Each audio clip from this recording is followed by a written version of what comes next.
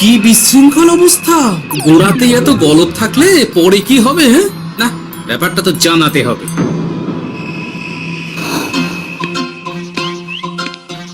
এই তো মহারাজের প্রিয় গোপালও চলে এসেছে। তাহলে এবার সভা শুরু করা যাক মহারাজ। সে আপনি যাই বলুন না কেন মন্ত্রী মশাই, আজ আমার আপনার সাথে ঝগড়া করার কোনো ইচ্ছেই নেই। কেন গোপাল, কি হয়েছে তোমার? কি আর বলি মহারাজ, কৃষ্ণনগরের ভবিষ্যৎ দেখে আমি তো ভাষাই হারিয়ে ফেলেছি। বলো কি, কৃষ্ণনগরের ভবিষ্যৎ? তা শুনি খুব ভালো কিছু নিশ্চয়ই। এতে আর শোনার কি আছে মহারাজ, অবশ্যই ভালো হবে। সে কথা তো আমি একবারও বলিনি মন্ত্রী মশাই। আহা গোপাল, ভনিতা না করে বলি ফেলো না দেখি, কি এমন দেখেছো কৃষ্ণনগরের ভবিষ্যৎ? তাহলে শুনুন, কৃষ্ণনগরের ভবিষ্যৎ ঘোর অন্ধকারে, মোটেই ভালো নয়। হ্যাঁ, বলো কি? কৃষ্ণনগরের ভবিষ্যৎ বলতে আমি ছোট ছোট ছেলে মেয়েদের কথাই বলছি। ওরাই তো আমাদের কৃষ্ণনগরের ভবিষ্যৎ। ঠিক কথা, কিন্তু তার সাথে অন্ধকারের কি সম্পর্ক? সম্পর্ক আছে মহারাজ। আজ সকালে রাজসভায় আসার পথে দেখি পাঠশালায় বাচ্চাদের পড়াশোনা বাদে সবই হচ্ছে। তাই এরকম চলতে থাকলে কি করে রাজ্যের ভালো হবে বলুন দেখি? না হওয়ারই বা কি আছে শুনি? পড়াশোনার সাথে রাজ্যের ভালো খারাপের কি আছে? সত্যি মন্ত্রী হয়েও যে আপনি এসব কথা বলেন, ভাবলেও অবাক লাগে। গোপাল, মুখ সামলে কথা বলো। আপনিও তাহলে আগে বুঝুন, তারপর কথা বলুন। উফ, আবার শুরু হয়ে গেলে তোমরা। ক্ষমা করবেন মহারাজ, কিন্তু আমি তো কিছু শুরু করিনি। মন্ত্রী মশাই তো না বুঝে কথা বলছেন। আপনি বলুন মহারাজ, বাচ্চারাই তো সমাজের ভবিষ্যৎ। ওরা এখন যা শিখবে সেটাই তো পরে কাজে লাগাবে। ঠিক ঠিক, শিক্ষার গুরুত্ব অনেক, তাকে এত অবহেলা করলে তো চলবে না। সেটাই তো মহারাজ, একে তো সকলে পাঠশালায় আসে না, তার উপর যে কয়জন আসে তাদের মধ্যেও কেউ খেলে বেড়ায়, কেউ ঘুরে বেড়ায়, এসব হয়। বুঝলাম, কিন্তু রাজপণ্ডিত কিছু বলে না। কি করে বলবেন মহারাজ? উনি তো নিজেই ঘুমে ঢুলতে থাকেন। কি? আমি কালই রাজপণ্ডিতের সাথে এই ব্যাপারে কথা বলবো। কিন্তু শুধু রাজপণ্ডিতের সাথে কথা বললেই হবে না মহারাজ, তার সাথে এমন কিছু করতে হবে যাতে ছেলেপুলেরা রোজ পাঠশালায় খুশি মনে এসে পড়াশোনা করে। তার জন্য কি করা যায় বলো তো? আর তোমার কাছে কি কোনো উপায় আছে? থাকলে তো আগেই বলে দিত, এত সময় ধরে অভিযোগ করে যেত নাকি? আচ্ছা, আপনার কাছে কি কোনো উপায় আছে মন্ত্রী মশাই? মানে এখন নেই, ভাবতে হবে। তাহলে একটু চুপ করে থাকুন। ছাড়ো না গোপাল, তুমি বলো। আমি বলছিলাম, ওই বাচ্চাদের পাঠশালার প্রতি আগ্রহ আনার জন্য যদি একবেলা ভাত, ডাল, দুধ, ডিম ইত্যাদি খাওয়ানো যায়, তাহলে সেটা কার্যকর হবে বলে মনে হয়। অসম্ভব! রাজ্যের কত খরচ বেড়ে যাবে জানো? তুমি থামো তো মন্ত্রী, সব সময় খালি উল্টো কথা বলা। আমি একদম একমত গোপালের সাথে। কৃষ্ণনগরের উন্নতির জন্য আমি সব করতে রাজি।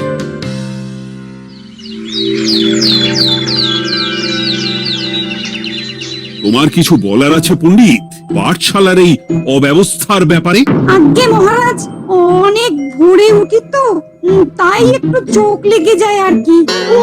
চোখ লাগারও আর সময় পেল না তোমার? পড়ানোর সময়ই চোখটা লাগতে হলো। যাই হোক, যা হওয়ার হয়ে গেছে, আর যেন এমন না হয় সেটা কিন্তু মাথায় রেখো। আজ্ঞে মহারাজ, কথা দিচ্ছি আর কোনোদিন পড়ানোর সময় ঘুমোবো না। বেশ, আর মন্ত্রী, তোমার উপর একটা দায়িত্ব আছে। বলুন মহারাজ। তুমি পাঠশালাতে পড়াশোনা শুরু করতে পারবে এমন বয়সী সকল বাচ্চাদের মোট সংখ্যাটা জেনে কোন দোকানদারের কাছে গিয়ে সেই পরিমাণ শস্যপাতি আর ডিমের বায়না দিয়ে আসবে। আর হ্যাঁ, একজন ভালো রান্নার ঠাকুর জোগাড় করো। যথাজ্ঞা। আরে বাস, এ তো দারুণ সুযোগ। এই ফাঁকে আমারও কিছু লক্ষ্মী লাভ হতে পারে। গোপাল, তোমারও একটা দায়িত্ব আছে। হ্যাঁ, বলুন মহারাজ। মন্ত্রী যে দোকানদারের কাছে সব জিনিসপত্র বায়না দেবে সেখান থেকে জিনিসপত্রগুলো নিয়ে তুমি রোজ পাঠশালায় পৌঁছে দেবে, কারণ এসব ব্যাপারে মন্ত্রীর ওপর আমার ভরসা নেই। ঠিক আছে মহারাজ। ও মহারাজের বেশি বেশি বলে কিনা আমার ওপর ভরসা নেই, সব জোগাড় করব আমি, আর শেষ বাজিটা মারবে গোপাল। আরে না, ভালোই হলো। আমি যদি কিছু করিও তবু দোষ পড়বে গোপালেরই উপর। কি ব্যাপার, মন্ত্রী মশাই কিছু বললো না এটা শুনে? কি ভাবছে এত? ঠিকই বলেছেন মহারাজ, এসব কাজ গোপালই ভালো করতে পারবে। বাবা, ওভাবে কেন বলছো গোপাল? আমিও তো চাই কৃষ্ণনগরের ভালো হোক। বেশ, ভালো হলেই ভালো। শোনো ঠাকুর, তাহলে ওই কথাই রইলো, দেখো যেন কোনো ভুলচুক না হয়। ঠিকঠাক কাজ করলে ভালো বকশিস পাবে, কেমন? হ্যাঁ হুকুম, কোনো ভুল হবে না। পাথর ভেঙে এক বস্তা কাঁকর আমি তৈরি করেই এনেছি, আর অর্ধেক দুধে অর্ধেক জল মেশানো আর ডিম সরানো, এই তো সব হয়ে যাবে। হ্যাঁ, তবে দেখো গোপাল যেন এর টের না পায়। না না হুকুম, দু গোপাল কেন, কাক পক্ষীও টের পাবে না।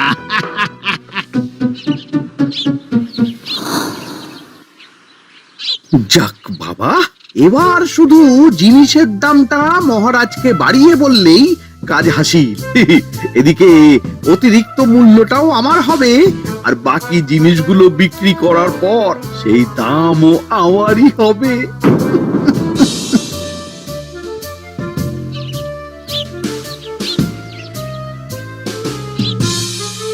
ওরে, কোথায় যাচ্ছিস সব তোরা? কাল থেকে অবশ্যই সব পাঠশালায় যাস, কিন্তু বন্ধুদেরও বলিস যেতে। ভাত, ডিম, দুধ, আরো কত কি ভালো ভালো সব খাবার দেওয়া হবে রে। হ্যাঁ রে, মহারাজ এই নতুন নিয়ম করেছেন, আমি নিজে গিয়ে জিনিসপত্র দিয়ে আসবো। আমি তো তাহলে রাত যাব পাঠশালা। আমিও যাব। বেশ দারুণ ব্যাপার হলো তো, এবার তো রোজ পাঠশালা যেতেই হবে। আচ্ছা বেশ, এবার চলি তাহলে।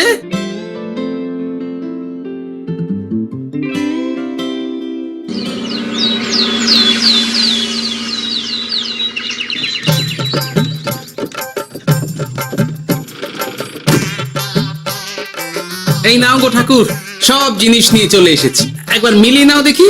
ঠিক আছে গোপাল দাদা, এখনই সব দেখে নিচ্ছি।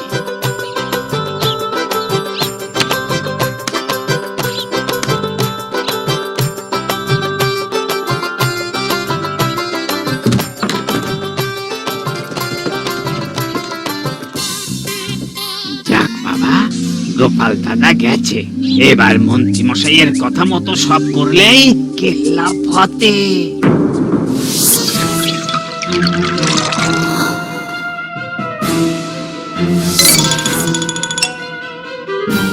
কই গো ঠাকুর?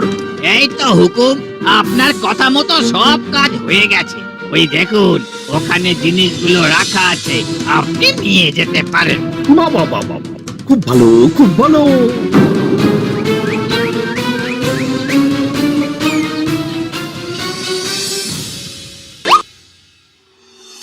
ও কি, অর্ধেক ডিম দিলে যে, বাকিটা কোথায়? কিসের বাকি?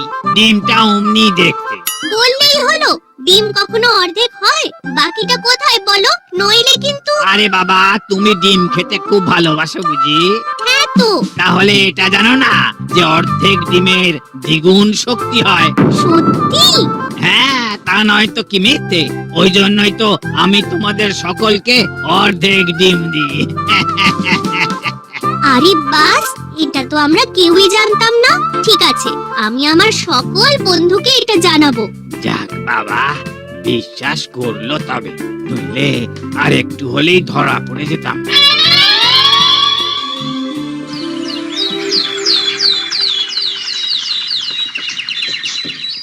আরে, রান্নার ঠাকুর কারোর সাথে কথা বলছে মনে হচ্ছে। পেছন থেকে দেখে তো মন্ত্রী মশাই বলে মনে হচ্ছে। একটু কাছে গিয়ে দেখি তো কি ব্যাপার।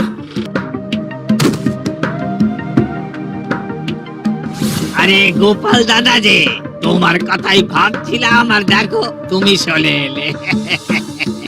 হুম, তুমি কি নিশ্চিত যে তুমি আমার কথাই ভাবছিলে? আমি তো তোমাকে কারোর একজনের সাথে কথা বলতে দেখলাম। এই, আবার মন্ত্রী মশাইকে দেখে ফেলেনি তো? কথাটা বেফাঁস হয়ে যাওয়ার আগে আমাকে কথা ঘোরাতে হবে। কি গো বলো, এত কি ভাবছো? হ্যাঁ, ইয়ে, না না, এতে ভাবার আর কি আছে? কেউ না কারোর সাথে কথা বলিনি। আমি তো একাই ছিলাম। তুমি বোধহয় ভুল দেখেছো।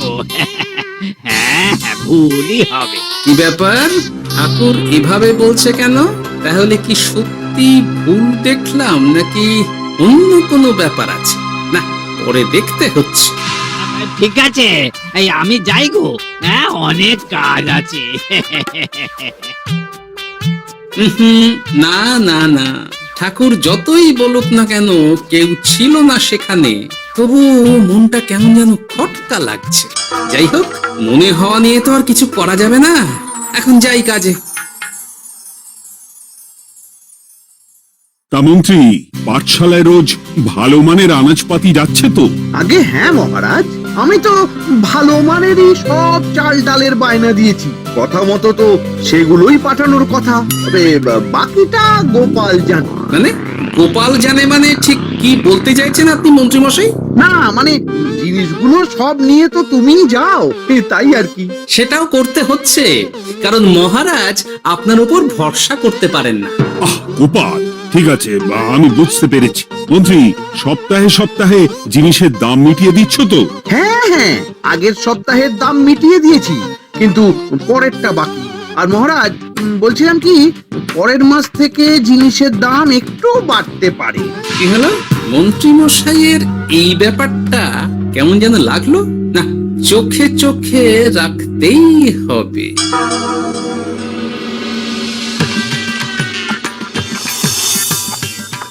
কিরে বুটি, তুই আজকে ডিম দিয়ে বাকি অতটা রেখে দিলি কেন? রান্নাটা ভালো হয়নি বুঝি? না গো দিদা, খুব ভালো হয়েছে। আমি তো আসলে এখন এমনই খাচ্ছি। শিখিরি, কেন রে পুটি? তোর তো ডিম খুব প্রিয় ছিল রে। এখনো ভালো লাগে। তাহলে পুরো ডিম খাচ্ছিস না কেন? এ বাবা, তুমিও জানো না, অর্ধেক ডিমের শক্তি গোটা ডিমের থেকে বেশি, মানে দ্বিগুণ শক্তি। কি বলে কি গো? এই, তোকে এমন কথা কে বলেছে রে? ওমা, কেন? পাঠশালার রান্নার ঠাকুর আমাদের তো রোজ অর্ধেক ডিমই দেয়, ওই জন্য আমি একদিন জিজ্ঞেস করেছিলাম, তখন বলল অর্ধেক ডিমের দ্বিগুণ শক্তি হয়। বলিস কি রে? এতদিন ধরে এসব চলছে? না, মহারাজকে জানাতে হবে।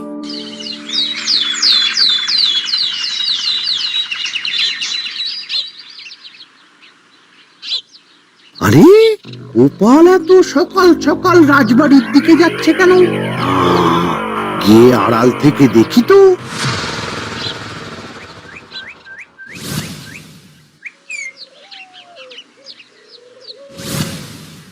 বলো গোপাল, কি হয়েছে? হঠাৎ কেন এভাবে একা দেখা করার কথা বললি?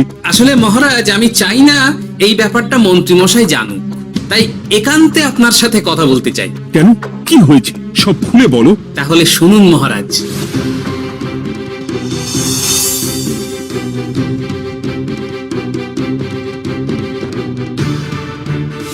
সাংঘাতিক ব্যাপার। আমি এখনই ওই রান্নার ঠাকুরকে কারাগারে বন্দি করার আদেশ দিচ্ছি। না না মহারাজ, সেটা ভুলেও করতে যাবেন না। আমার এই পুরো ব্যাপারটাতেই সন্দেহ আছে। পুরো পরিকল্পনার পেছনে মনে হচ্ছে অন্য কেউ আছে মহারাজ। তুমি ঠিক কার কথা বলতে চাইছো? প্রমাণ ছাড়া তো আমি কারোর নাম বলতে পারবো না মহারাজ। রে, গোপাল বোধহয় সবটা বুঝতে পেরেছে। এবার কি করে নিজেকে বাঁচাই? কি করি? পেয়েছি।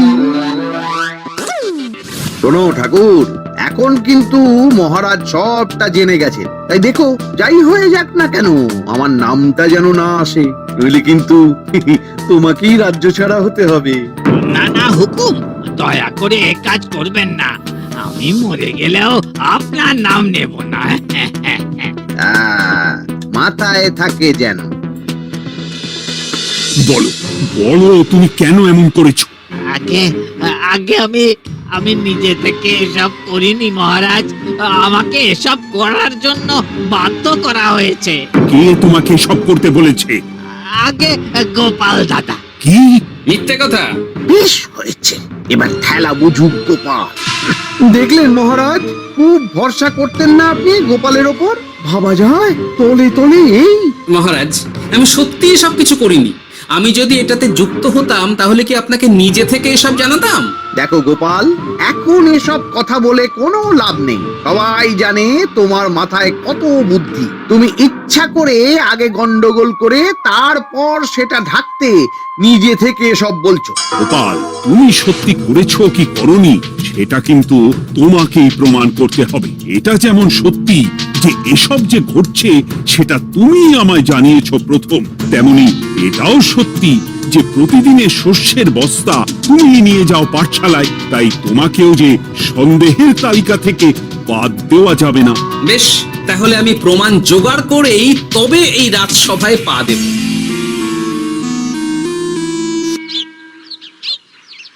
আজকের পরে আমি আরো নিশ্চিত যে এসবের পিছনে মন্ত্রীমশাই যুক্ত আছে। এবার শুধু ওনাকে হাতে নাতে ধরার ব্যবস্থা করতে হবে। ও কি দাদু, তুমি এই সময় বাড়ি ফিরছো?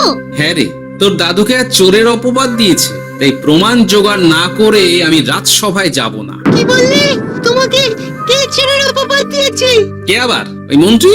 কিন্তু আমার সন্দেহ হচ্ছে যে আসল চোর ওই মন্ত্রী। বাস, তাহলে আর চিন্তা কি, আমরা আছি তো। মন্ত্রীর ওপর নজর রেখে তোমাকে সব খবর দিয়ে যাব। হ্যাঁ দাদু, আমারও অনেক রাগ হয়েছে। এতদিন মিথ্যে বলে আমাদের অর্ধেক ডিম খাইয়েছে। আমি এটা কিছুতেই মানতে পারছি না। এবার সত্যিটা সবার সামনে আসবেই।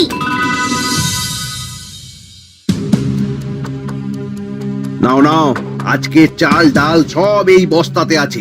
এই নিন আজকের মূল্য। দেখো, অর্থটা কিন্তু বড় কথা নয়। তোমার যে রোজ বিক্রি বাট্টা বেড়ে গেছে, আর তার জন্যই তোমার তো আমাকে মিষ্টি খাওয়ানো উচিত। একদম, আমি কালই আপনাকে মিষ্টি খাওয়াবো, একদম পাকা কথা। তাহলে আজ চলি, কাল দেখা হবে।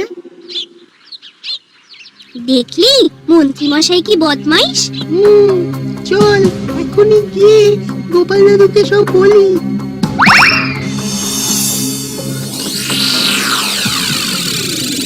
তাহলে এটাই হলো আসল ব্যাপার।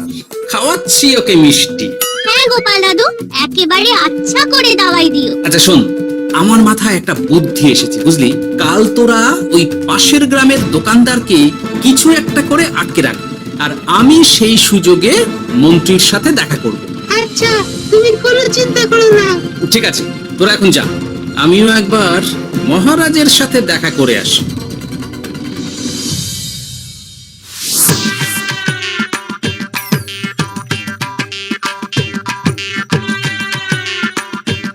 আসতে পারি মহারাজ? আরে গোপাল যে, এসো এসো। মহারাজ, কথা মতো আমি প্রমাণ জোগাড় করে ফেলেছি, কিন্তু সেটা দেখার জন্য আপনাকে কাল আমার সাথে একটা জায়গায় যেতে হবে। বেশ, আমি যাব।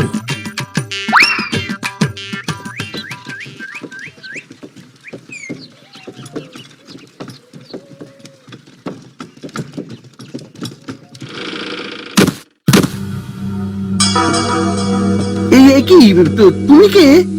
আগে আমি মালিকের খুব বিশ্বস্ত কর্মচারী। আজ সকালে মালিক একটা অন্য কাজে ব্যস্ত হয়ে পড়েছে, তাই আমাকে পাঠালো। কিন্তু কথা মতো আপনার জন্য মিষ্টি পাঠিয়েছে। এই তাই নাকি? দাও দাও দাও দাও, শুনেছি তোমাদের গ্রামের মিষ্টিও নাকি খুব ভালো। হ্যাঁ, ওই আর কি। নিন।